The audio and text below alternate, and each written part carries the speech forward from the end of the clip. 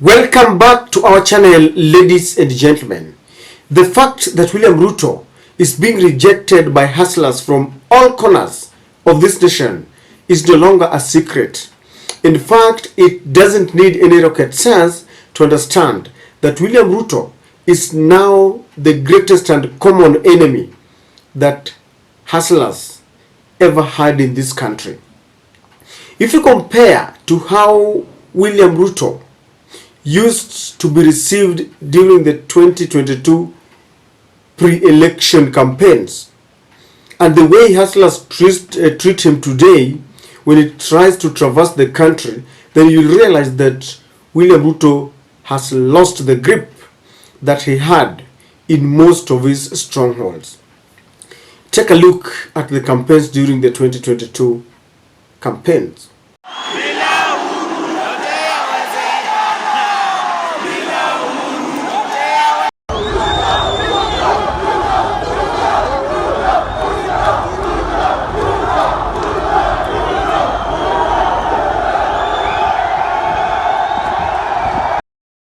Mimi nataka tubadilishe hii Kenya.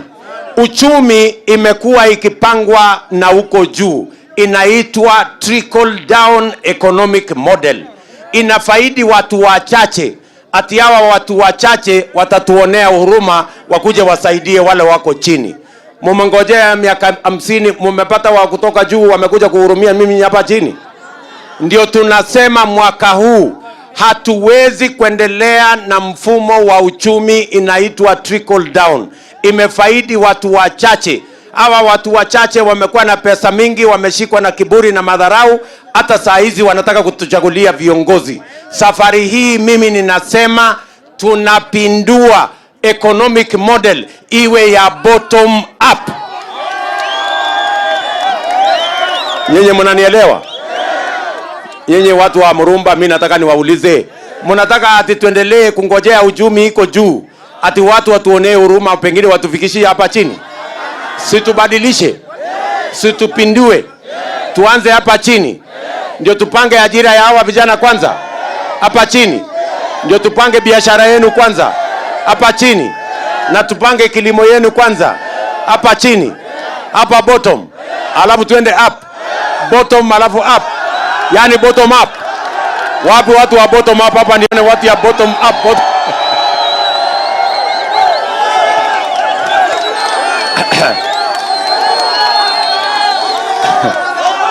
Nyinyi mnanielewa? Nyinyi mnanielewa? Tuko pamoja? Na ndio mimi nataka niwaambie wala marafiki zetu, sisi tunaheshimu kila mtu, na mimi kwanza naheshimu kila mtu. Si mimi, mnajua mimi nilifanya kampeni ya ODM hapa 207. Si nilifanyia bwana Kitendawili? Si nilifanyia yeye kampeni mpaka akakuwa prime minister? Si nimefanya kampeni ya Uhuru Kenyatta mpaka amekuwa rais? Saa hizi mimi nimesema nitafanya kampeni hawa maasla mpaka kila mtu aweke pesa kwa mfuko, ama akuwe na kazi, ama afanye biashara. Kwani mimi nauliza nyinyi, kwani iko makosa tukisaidia hawa watu wa chini? Iko makosa? Now when you listen to William Ruto during the campaigns, you'll realize that his campaigns was only based on three things. Number one was the promise on the bottom up economy. An economic model that he promised would take care of the people at the bottom of the economic pyramid, blaming the former regimes to have forgotten the hustlers, and he promised that he would really take care of them. Number two was the fact that he promised them that he will lower the cost of living when he takes over power. And number three, it was based on blame game on Uhuru Kenyatta and Raila Amolo Odinga. Now, take a look at how William Ruto is being treated of recent when he tried to traverse the country. Have a look.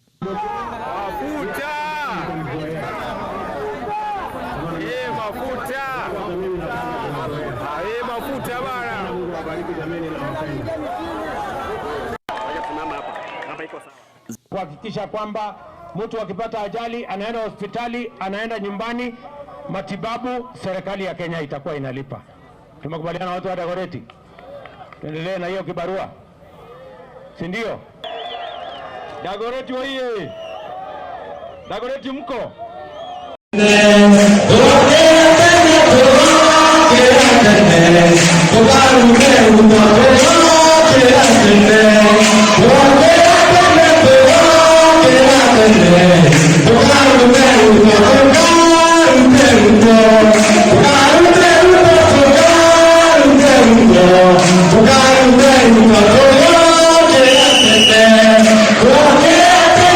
You will realize that there are two things that are happening to William Ruto. One, it is either that the crowd will be very lukewarm, they are no longer interested in the promises that he keeps on giving, and so they will be looking at him, they're just staring at him when he talks, which is an indication that most of the people there maybe have just been ferried there, or they go there with a lot of hopes that William Ruto is going to tell them what he has done.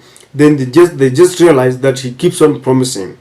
And number two, they have decided that they will no longer keep quiet, and they are telling him unga, petroli, owing to the fact that the prices of basic commodities, including unga and petrol, has gone up.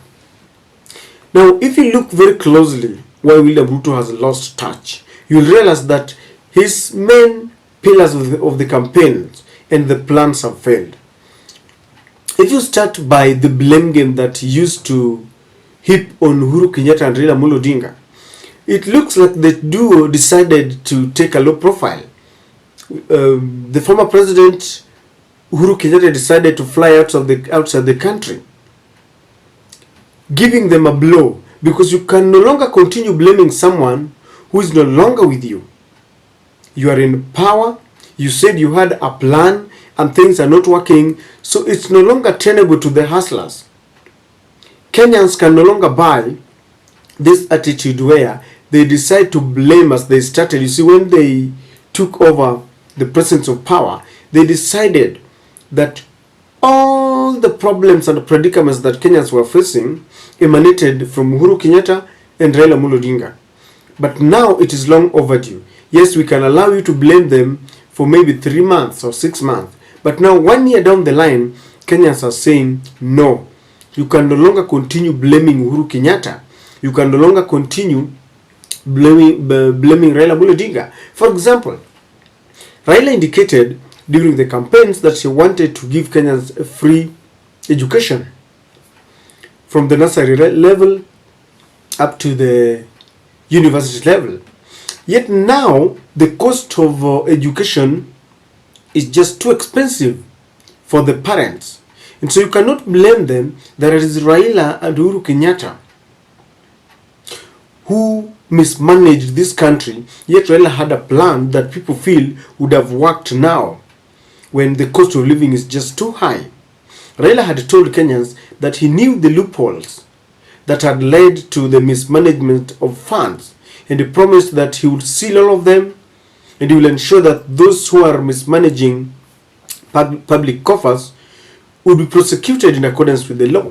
So you cannot blame Raila Odinga. You can't blame Uhuru Kenyatta, because some of the things that you had blamed Uhuru on, when people try to compare, then people realize that Uhuru was even better. Take, for example, when you think of the subsidies that Uhuru had placed to cushion Kenyans over the high cost of living after the corona, William Ruto removed them. And so you cannot remove subsidies and you continue blaming Uhuru Kenyatta. And Kenyans are beginning to wake up, and they're realizing that those were campaign gimmicks. So the blame game is no longer working. The promise on lowering the cost of living was just a fiasco, because the cost of living is much, much higher than it was before. And people are wondering, you said ukiweka Biblia chini, things will change. And they had said that Uhuru Kenyatta and Raila Amolo Odinga were born in the palaces, and they don't understand the plight of the common man.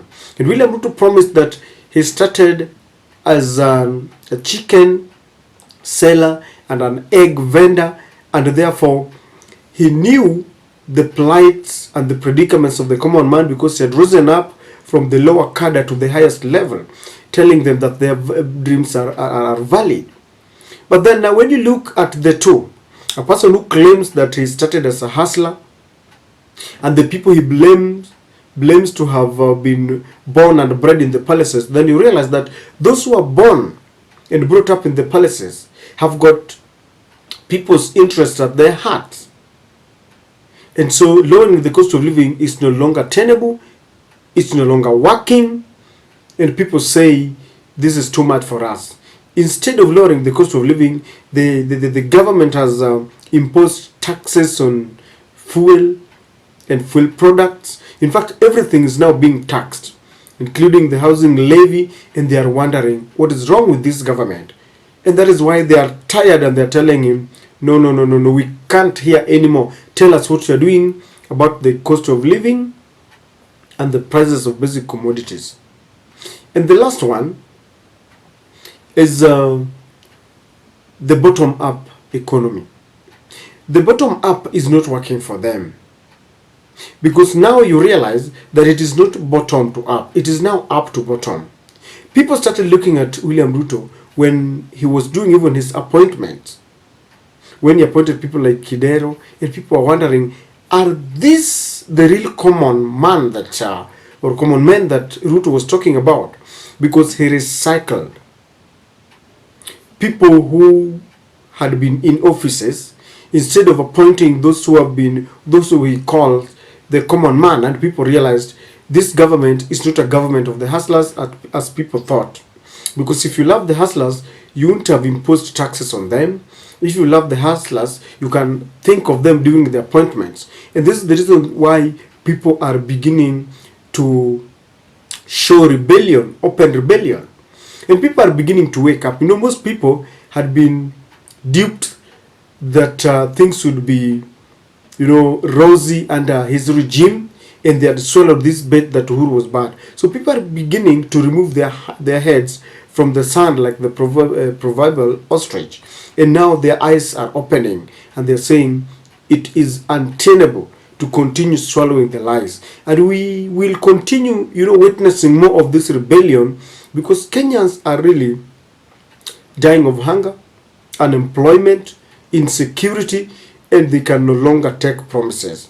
Because when William Ruto goes somewhere these days, he still talks of tutafanya, tumetenga, this is what we'll do. Instead of telling Kenyans, this is where we are, this is what we promised, and this is what I have done, he keeps on keeping promises. And we Kenyans are saying we can no longer take promises. I don't know what to think, ladies and gentlemen, but that's my take.